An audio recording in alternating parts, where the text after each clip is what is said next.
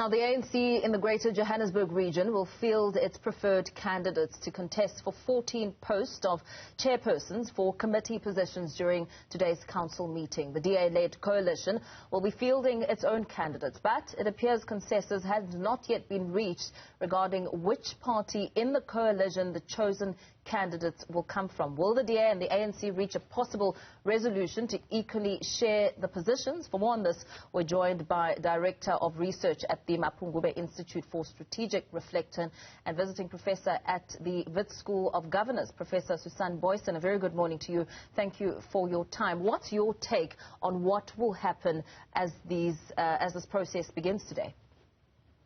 Good morning. Yes, it is so difficult to have a specific idea what will emerge, because this is really the start of a period of what I believe will be incessant uncertainties in coalition politics in South Africa, in coalition governance, and in particular also in the big metros of Gauteng, where the parties are finely balanced, where the coalition majorities, which in Johannesburg is required to be 136 out of 270 seats, are comprised of a major party, for example, the ANC or the DA, and then plus a series of small parties. Some of them don't want to be committed to a particular side. Others bargain all the way. Others are still seemingly making up their mind or have been changing their minds in some ways in the last few weeks.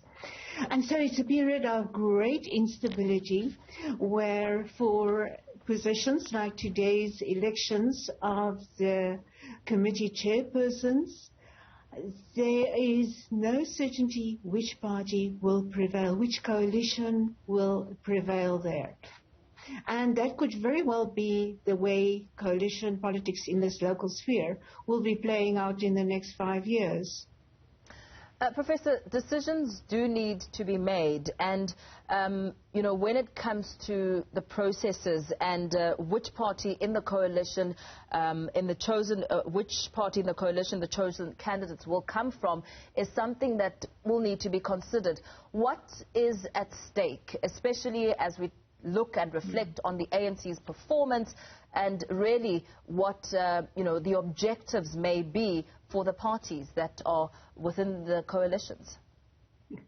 Yes, at stake is so much party political pride and continuations of the election fight, if one can call it that, which was not definitively established party political preferences in terms of the local government elections of November last year, where the electorate gave those split mandates, not one outright majority party winner, and in a way giving an alternative mandate of yes, work together, cooperate for the best interests of the citizens. But continuously coming up against this is what do the political parties, the major political parties, see as their interest. And of course the ANC, it was also the biggest party in the election at 91 seats, but far short of the 136 outright majority required.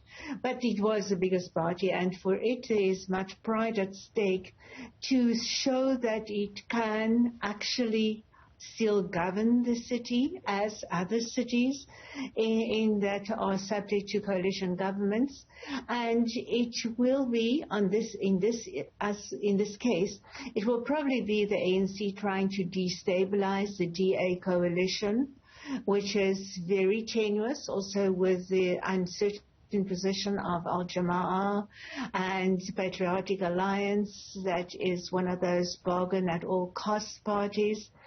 And so the political parties have not solved who actually won the 2021 local government elections. It is a struggle, a fight that will continue throughout.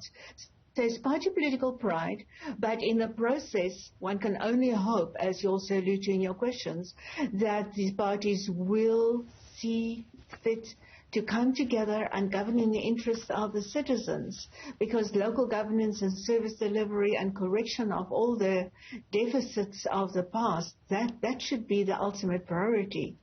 But we definitely do not see what we call a grand coalition. That means cooperation between the ANC and DA coming out of this mix, because the opposition parties, and rightly one can argue in terms of electoral mandates, argue that voters have given the verdict that the ANC is not to be trusted to be the outright government in the city. And as the political parties then argue, who are they to come and give government back to the ANC or share government with the ANC? So it is this big continuous contest. So we're going to see it today and in the coming months and probably years as to when is it cooperation between the political parties and when is it a narrower interpretation of those electoral mandates. With the stakes being pretty high and party political pride being something also to consider, how much power do these positions leverage and perhaps give to those candidates who will then field them?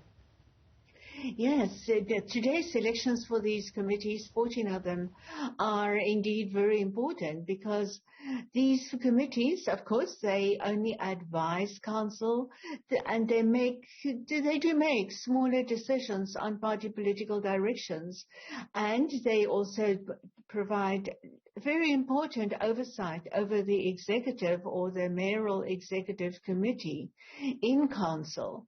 So these positions are influential, not ultimate, but they are influential, and they have very important symbolical value as well, besides real substantive policy advice impact. And it is therefore much status that arise from that.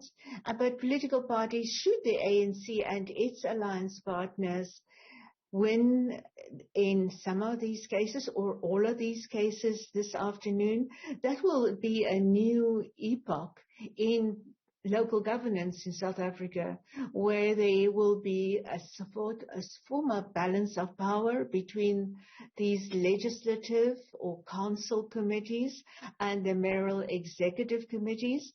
However, it could also very easily be a recipe for high instability and the contest between the parties being taken to another forum, and that is the executive versus the legislative or the council in this case. So much is at stake for good governance. On one hand, one wants to argue for oversight, which could be better, but knowing the history of these local governments and coalition politics at local government levels, it could definitely just be the forum for another set of contests. Very well. Thank you so much for that input, Director of Research at the Mapungubwe Institute for Strategic Reflection and visiting professor at the Wits School of Governance, Professor Booysen, giving us her take.